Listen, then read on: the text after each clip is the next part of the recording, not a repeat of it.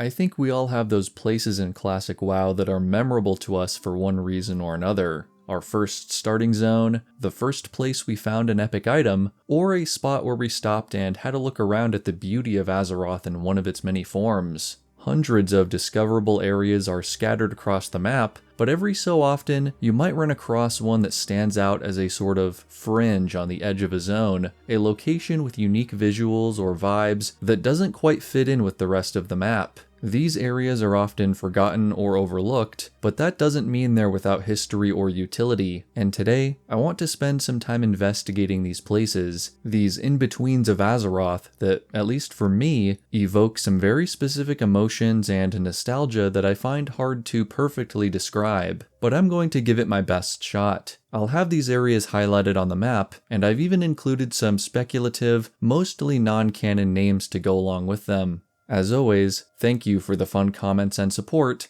and with all that being said, let's get right into it.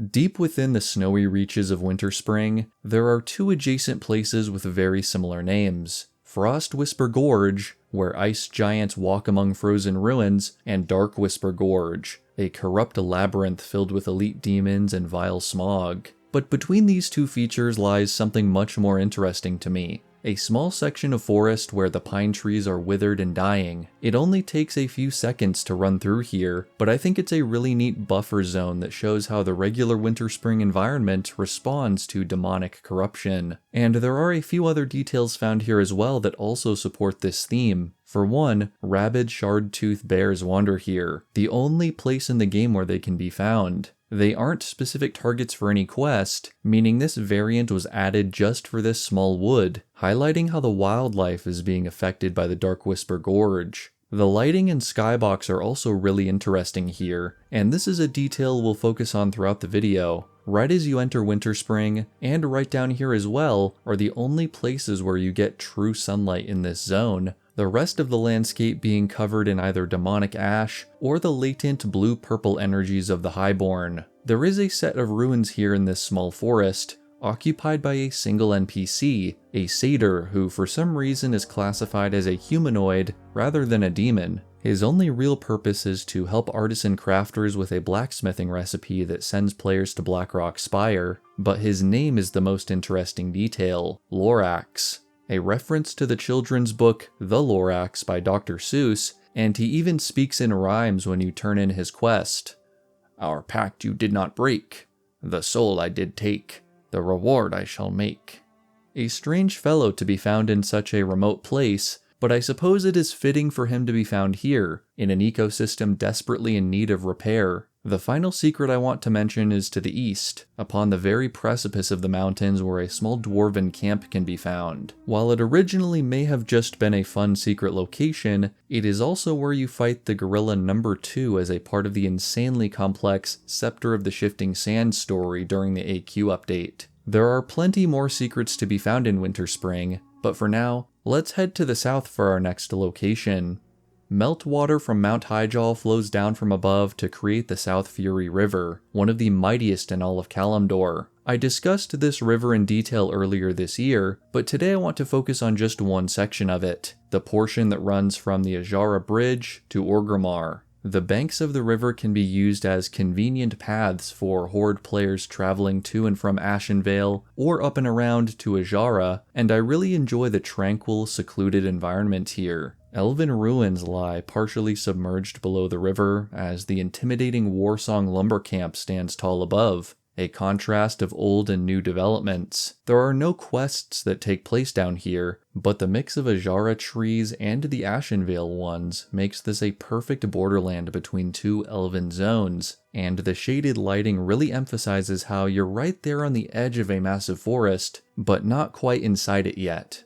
Back in the Eastern Kingdoms, Duskwood is known for being one of the darkest, most corrupt zones in the entire game, but even here, past all the cobwebs and gravestones, there is some light and comfort to be found. The northern and western margins of Duskwood, called the Darkened and Hushed Banks respectively, are not quite so uninviting, and peering out across the river toward Elwynn or Westfall gives you a little glimpse of home. There is one section that stands out to me in particular though, the easternmost borderland with Red Ridge. Entering Duskwood from here across the Grand Bridge, it at first seems much like Elwynn, with the first bit of land still filled with sunlight and lanterns that flicker upon the shady path. It's only after you cross the second bridge where the cursed atmosphere begins to close in around you and things get a lot darker. This little enclave, which features no quests and might only be traveled along once on your leveling journey, is a reminder of what Duskwood once was, the calm forest of Brightwood. It's also located right next to one of my other favorite spots, Three Corners in Red Ridge, and this one really just goes to show the level of environmental detail it took to blend these zones together, transitioning from rugged red soil to deep blue darkness with this small buffer in between, a spot that has somehow escaped the encroaching despair found in the rest of the zone.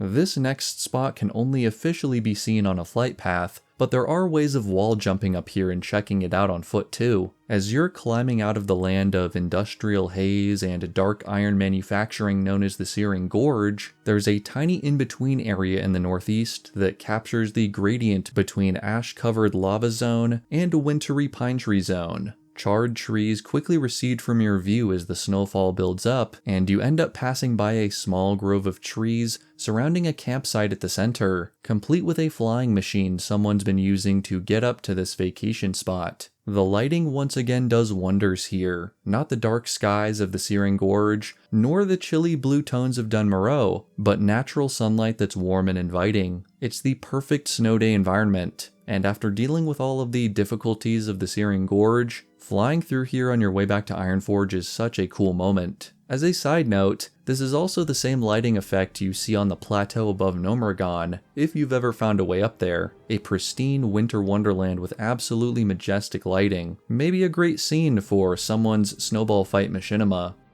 When you think of Desolace, you probably think of a dull gray expanse nearly devoid of life or any interesting color, the sky perpetually a depressing green-brown that blots out the sun. Though the map might indicate otherwise, there actually is a small area of visual interest to be found in this monotonous plain, the Sartharis Strand, a strip of coastline on the western edge of Desolace where it seems most of the darkness is dispelled, and greenery remains on the shore. There is a northern and southern section of the strand, broken up by the mountains of Morogh in between, and both provide a window into the past of Desolace, back before its life force was consumed, and the verdant plains were known to the Tauren as Mashan Shea. While the strand might not border two zones, it certainly borders two times, the last remnants of what this zone looked like long ago. An interesting detail to end on here is the bright pink algae that stains the crust all the way down to the seafloor. Simply a developer oversight, or maybe evidence of corrupted life coming from Morogh. We can't say for sure, but it's certainly an interesting feature, and one that we don't see anywhere else on Kalimdor.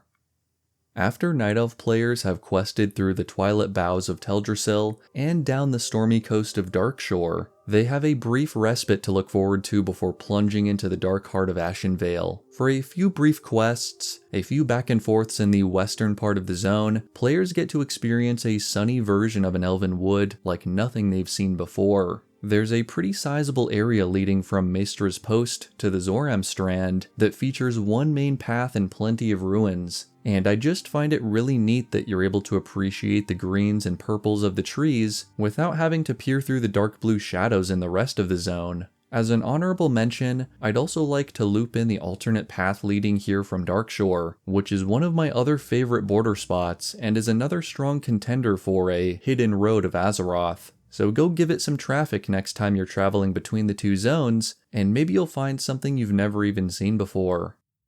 Thank you all so much for watching. I hope you enjoyed checking out these lesser known areas of Azeroth, and I'm excited to hear your thoughts down in the comments. As I said at the start, many of today's spots aren't just different, they also give me, and probably many of you, a strong sense of nostalgia, and maybe just general happiness. Wandering through a bleak or dark zone and finding a beautiful little refuge is such a rewarding experience, like Bilbo peeking out of Mirkwood or something. There's always more to discover and appreciate within this massive game, especially if you're willing to take the time to slow down and look for it. And I hope you'll consider that next time you hop onto Classic WoW. A special thank you to my channel members who provide bonus support for these videos. Merry Christmas and Happy Holidays, and until next time, may the Force be with you.